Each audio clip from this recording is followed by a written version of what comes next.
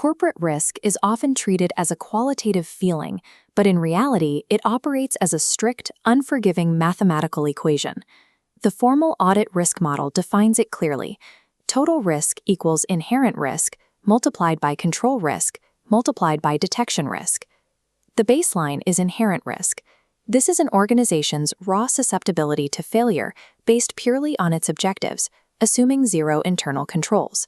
Operating a uranium mine carries a massive baseline danger compared to running a suburban shopping mall. The sheer physics and regulations of extracting radioactive material make it a highly volatile objective. Management cannot legislate or design this baseline danger away. The risk is an inescapable structural reality of the business model itself. Because inherent risk is a fixed variable, organizational design must focus entirely on isolating and manipulating the remaining variables in the equation. Control risk is the probability that an organization's internal policies will fail to prevent a specific operational obstacle. If a company requires 2 signatures for high-dollar expenditures, but executives collude to approve a fraudulent wire transfer, the control has failed. Detection risk represents the probability that this failure goes completely unnoticed before causing significant financial loss. An embezzlement scheme caught within a single month costs a fraction of a scheme that runs unchecked for a year. The compounding cost of a delayed response dictates the severity of the damage. To systematically suppress these 2 specific risk variables, organizations rely on a unified corporate governance structure known as the COSAL Internal Control Framework. A failure in either control risk or detection risk geometrically multiplies total risk, resulting in an inevitable audit failure. Before risks can be suppressed, the organization must clearly define its targets across 3 distinct operational vectors. The first category is operations. This covers achieving the entity's core mission, improving financial performance, and safeguarding physical assets from waste or loss. The second category is reporting. This ensures that all internal and external data is reliable, transparent, and distributed in a timely manner. The final category is compliance. This guarantees strict adherence to the minimum legal and regulatory standards, such as tax codes and environmental protections. These 3 pillars represent the entirety of an organization's external demands and internal goals. Every internal control must trace back to protecting one of these specific objectives. With the objectives established, the organization builds the vertical defense mechanisms required to protect them. The structural bedrock is the control environment. Board independence and the tone at the top dictate the ethical culture and accountability for the entire organization. Directly above that sits risk assessment. Management must proactively identify vulnerabilities before they manifest. This is a mathematically quantified process. The expected value of a loss is calculated by multiplying its potential severity by its likelihood of occurrence.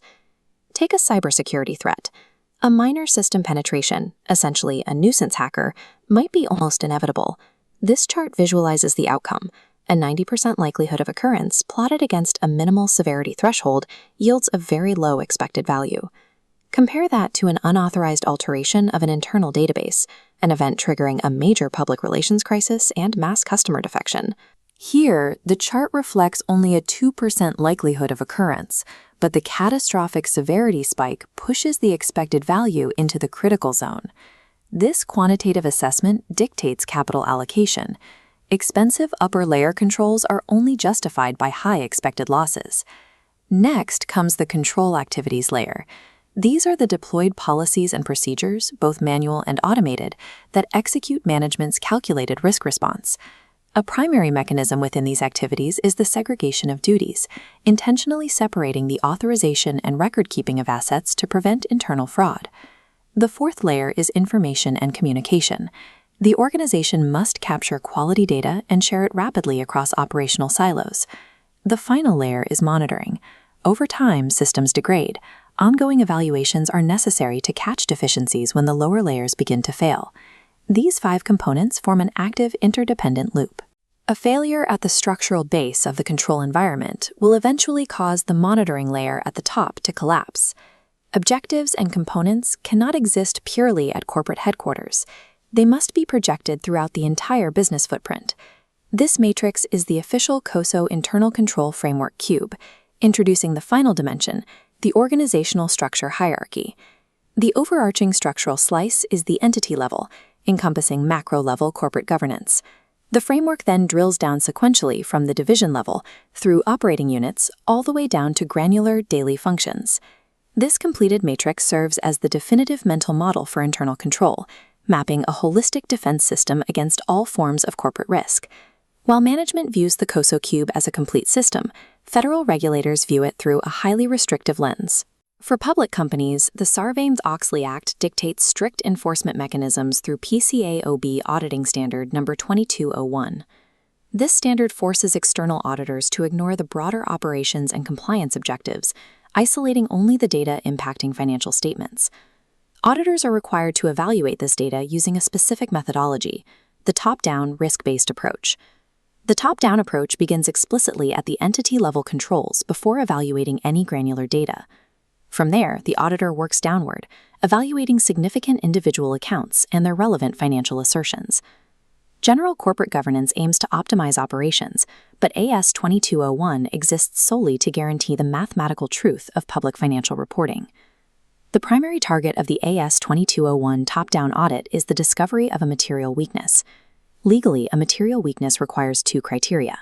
First, there must be a deficiency in internal control, resulting in a reasonable possibility of a material misstatement. Second, the system must fail to prevent or detect that misstatement in a timely manner. Under PCAOB rules, a material weakness exists legally even if the final financial statements are completely accurate. It is the vulnerability itself, not the result, that triggers the failure. This creates a stark contrast between a narrow, punitive search for material weakness and management's broader goal of systemic operational health. By mastering the architecture of the COSIL matrix, financial professionals transcend treating audits as bureaucratic checklists. They operate a calibrated, multidimensional engine designed to permanently suppress control and detection risks.